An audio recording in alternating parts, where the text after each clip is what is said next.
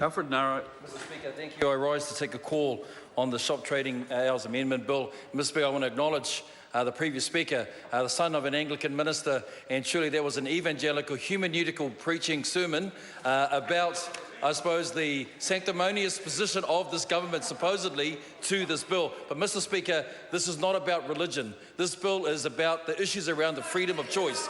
But let's go to that point.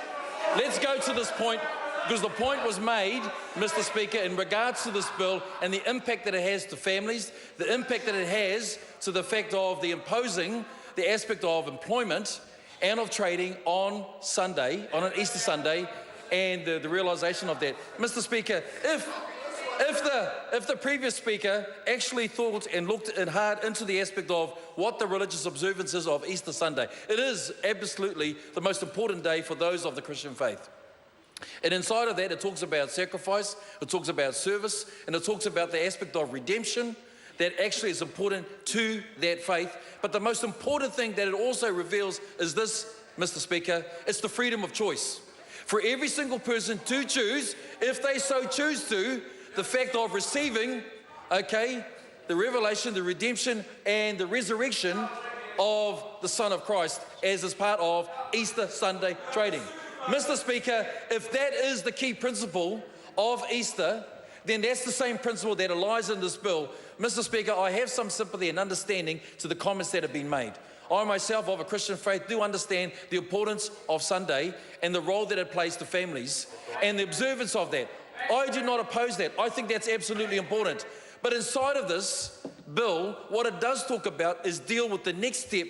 Others of the opposition have said to us, well, why don't we just make it a universal legislation that demands that every single territorial authority, that everybody else actually, that there will be a compliance towards trading on Sunday.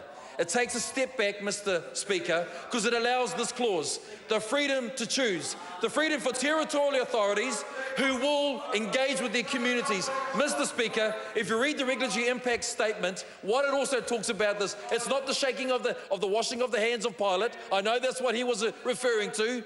It was the fact of this. Even Pilate knew that the people of Israel, the Jews themselves, had to make a choice. He let them choose. So if Mr. Galloway wants to read further, read it as it says in context. If you know your hermeneutics, it allowed the people to choose. This bill will allow communities to choose as they wish if they should have trading of shopping hours. Mr. Speaker, there has been some talk about the fact is that the impact on those who may be affected for employment reasons. And we're going to just wind this up just in a few comments, Mr. Speaker. There already currently exists the Human Rights Act of 1990, the Employment Relations Act of 2000. Those things are important. Mr. Speaker, I know my time is short. I'm getting the notice to that. I do stand in the second reading. I look forward to the committee stage to this bill. I commend this bill to the House.